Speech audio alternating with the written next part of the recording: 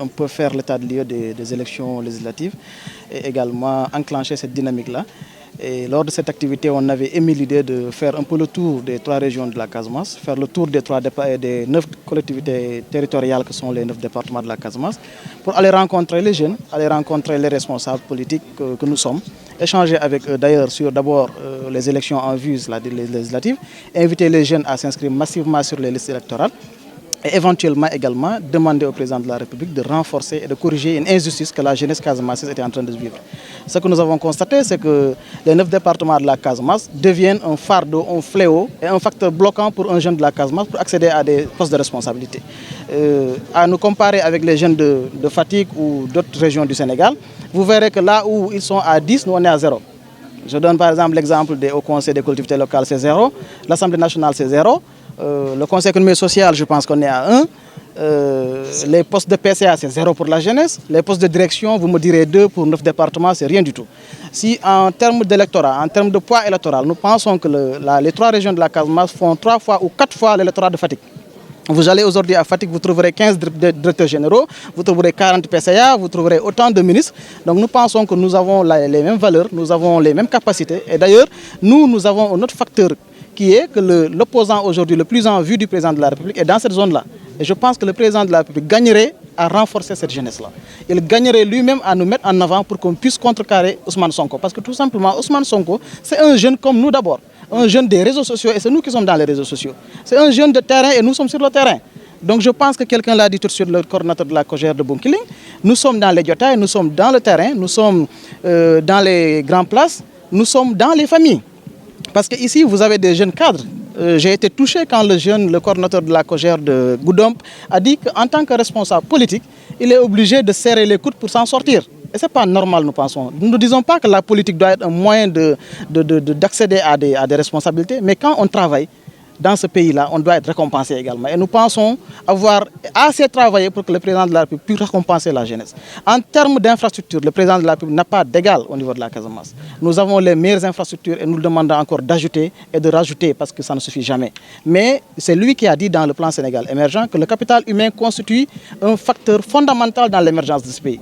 Et nous considérons que le capital humain dans le sens de la jeunesse dans la Casamance, nous sommes oubliés. Et quand on oublie le capital humain, quelles que soient les réalisations, quelles que soient les infrastructures, mais naturellement, ça ne marchera pas parce que les gens qui doivent être à l'Assemblée nationale pour défendre la Casamance n'y sont pas. Les gens qui doivent être dans les directions pour prendre en charge les questions de la jeunesse ne sont pas dans ces positions-là. Donc nous savons que le président de la République est un homme qui a beaucoup de foi et beaucoup de considération pour sa jeunesse. Nous pensons qu'il n'est pas informé. Et c'est le moment de prendre cette initiative-là, d'aller rencontrer nos frères et nos sœurs, de les rencontrer, d'échanger avec eux pour qu'on puisse déjà d'abord renverser la dynamique que nous vivons. Ça nous a fait très mal de voir que nous avons perdu des collectivités territoriales et locales comme Ziguinchor. C'est une région qu'on pouvait gagner. Le président de la République est aimé en Casamance. Mais quand tu mets en avant des gens qui ne sont pas aimés, naturellement on perd. Et aujourd'hui, la jeunesse a envie de reprendre le flambeau parce que tout simplement, nous pensons pouvoir être la pièce de rechange pour pouvoir renverser la tendance. Nous sommes les seuls qui peuvent gagner contre Ousmane Sonko. Et si le président ne fait rien, le syndrome de Ziguinchor va toucher Sédhiou et demain va toucher Kolda.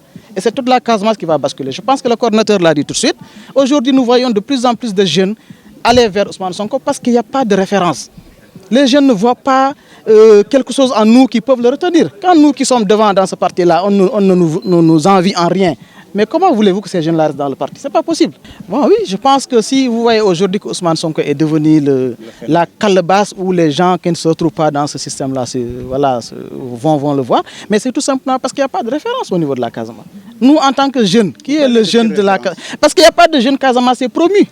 On parle de jeunesse, on ne parle pas de vieux, on ne parle pas de femmes. On parle de jeunesse. Nous, jeunesse qui sommes en contact avec les autres jeunes, si on n'a rien à les donner, si on n'a rien d'autre qui peuvent pousser ces jeunes-là à rester dans le parti, mais naturellement, ils vont partir. Vous rencontrez un jeune, vous ne pouvez même pas régler son problème. Vous ne pouvez même pas l'aider à satisfaire un besoin d'ordonnance ou voilà, un transport. C'est compliqué. Pour pallier ça, il faut que le président corrige. Il a essayé avec des gens, ça n'a pas marché, il faut qu'il se retourne vers sa jeunesse. Et là, je l'a dit dans sa communication, ces jeunes-là qui en 2012 avaient 25 ans, aujourd'hui ont 35 ans. Ceux qui avaient 35 ans en 2012, ils ne sont plus des enfants, aujourd'hui c'est des adultes et c'est des cadres. Ceux-là qui étaient en 2012 en première année à l'université, aujourd'hui on la maîtrise, certains ont le doctorat. Donc il faut que le président comprenne que la jeunesse, ce n'est pas ceux-là qu'il pense. La jeunesse, c'est nous autres. Ceux-là qui avaient 25 ans à l'époque en 2012, aujourd'hui, ce sont ces jeunes. Et c'est nous qui sommes sur le terrain. Aujourd'hui, si vous voulez remplir cette salle-là, les responsables naturellement vont voir les jeunes. On va vers le parrainage. Ce sont les jeunes qu'on appelle pour les donner les listes de parrainage. Mais si c'est nous qui allons rencontrer les populations, si c'est nous qui allons sensibiliser les gens, mais pourquoi pas nous responsabiliser? Donc nous pensons que l'heure est venue pour nous. Nous n'exigeons rien du tout, mais nous pensons qu'il est temps que la jeunesse républicaine du Sud soit récompensée. Et ce que nous demandons, c'est très clair. Pas une seule nomination, pas une seule responsabilisation. On veut que dans chaque département, des 9 départements de la Casamance, que le président de la République donne des postes de responsabilité au moins à 4 jeunes. C'est ce que nous voulons. Un PCA, un conseiller économique et social, un haut conseiller, un député et un directeur général. Ce n'est pas discutable. Si le président veut aller de l'avant dans la Casamance, voilà ce qu'il faut faire. Naturellement, comme l'a dit mon coordinateur, ça dépendra du climat et en ce moment-là, on verra également quoi faire.